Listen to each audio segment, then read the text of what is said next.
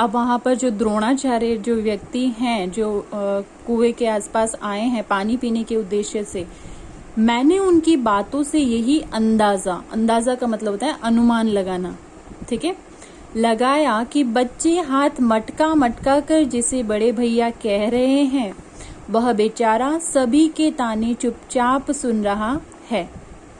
वह कभी किसी पेड़ की सूखी टहनी उठाकर कुएं में फेंकता है, कभी कुएं में ताक झांक करता है।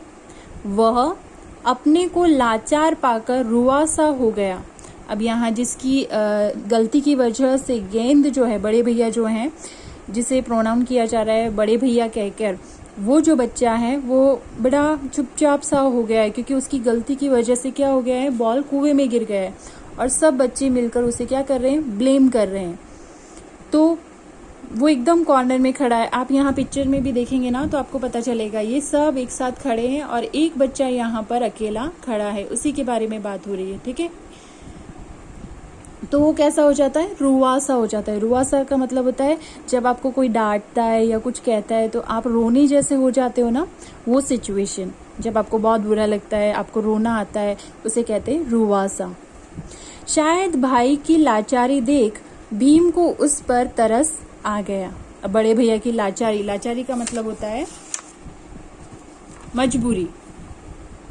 अब यहाँ पर भीम को उस पर क्या आता है, तरस आ जाता है और वह बड़े भैया का हाथ पकड़कर बोला, कोई बात नहीं भैया, कुएं से तो हम गेंद चुटकी बजाते ही निकाल लेंगे। अब भीम सोचता है कि सब लोग भैया को ब्लेम कर रहे हैं, बड़े भैया को, ऐसा नहीं करना चाहिए।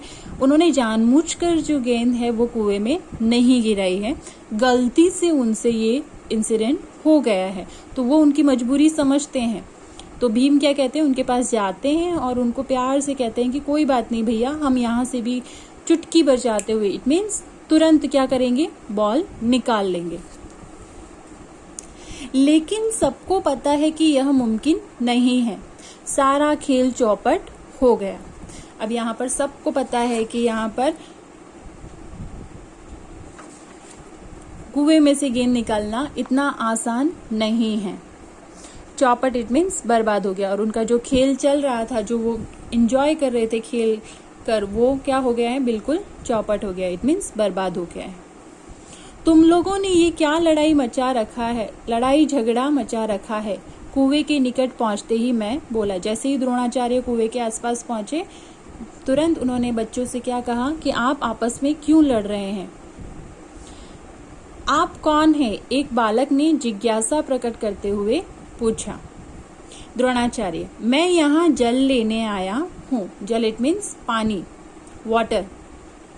द्रोणाचार्य ने कहा कि मैं यहाँ पानी लेने आया, मुझे बहुत प्यास लगी है, इसीलिए मैं कुएं के पास में आया हूँ।